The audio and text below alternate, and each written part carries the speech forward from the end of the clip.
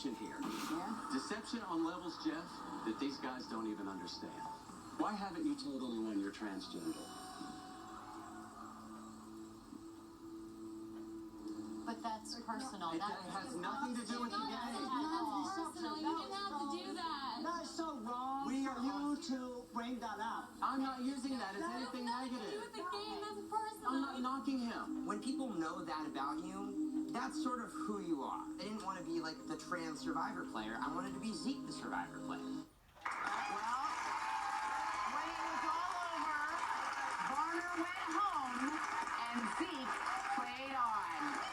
And even though his Survivor season is still in progress, Zeke found the time to join us here at the talk table today for his first television interview since last night's episode. Please welcome Zeke Smith.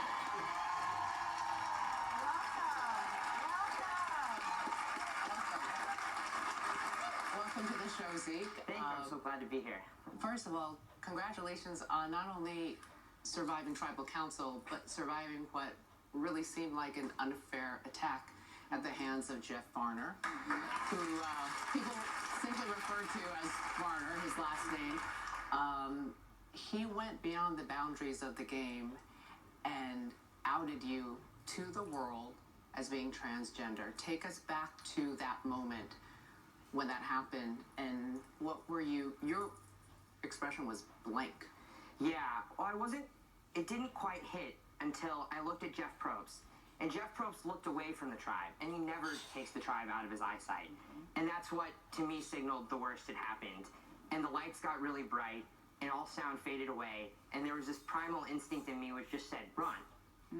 But I knew I couldn't run, because I came to Survivor to confront great challenges.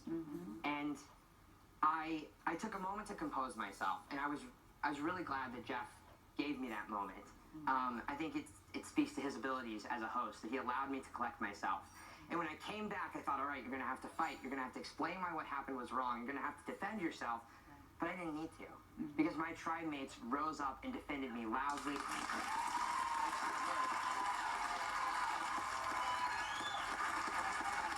don't think it turned out the way Varner thought it was going to turn out. I don't think it did, no.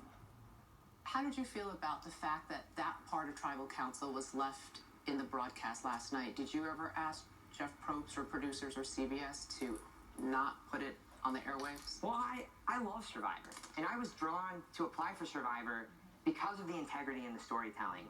And when I first applied, I didn't tell casting that I was trans. That was developed later in our relationship.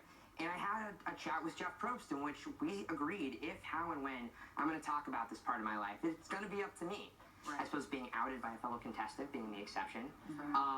But in the aftermath of being outed, I've been granted like unprecedented autonomy in how I wanted to tell my story. We started having conversations all the way back in Fiji 9 months ago about the care with which this episode was going to be handled.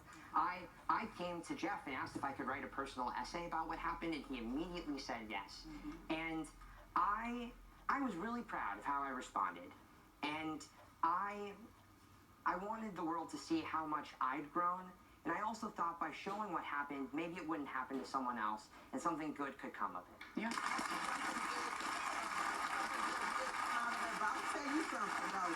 I think you are just a really phenomenal personality, because essentially what Varner did, he called you a liar, and you held it together and even hugged him after that. Now, I know I love the Lord. How did you hold yourself together after somebody essentially called you a liar in your face? Yeah, well, I knew that it was up to me whether or not that night devolved into yelling and chaos and name-calling, or we could all rise above and find something positive in it. And I was determined to milk something positive out of that moment. And sort of at the end of Tribal, everything settled, and I was really proud of myself. And I looked to him, and he was crying and hunched and quivering. And I knew what it felt like to feel pain alone at Tribal Council. And I couldn't help but hug him, because I didn't want him to feel the pain that I had. That's incredible. And that's the position of strength. You know, you're a strong person incredibly evolved. It was really very kind of you. There's something people may not have noticed about last night. It was a very dramatic evening, but in the middle of all that drama, you experienced a wardrobe malfunction. So what happened? Yes, well, after all of this had gone down and I was experiencing that moment of calm, I looked down and my fly was wide open. Wide open. I mean, sorry, I had to double check for today. No, we all I looked up and I said, "Probst, my fly's been down this entire time," and everybody laughed. And that made me feel like I'd handled myself well because the world hadn't ended. We could all still laugh. And, Jeff Varner went home, but the rest of us, we had to go back to camp and still had 21 days left to play the world's greatest game. Zeke Smith, thank you so much. Thank you. Good luck the rest of the season. Thank you. Survivor Game Changers airs Wednesday nights at 8 right here on CBS. We'll be right back.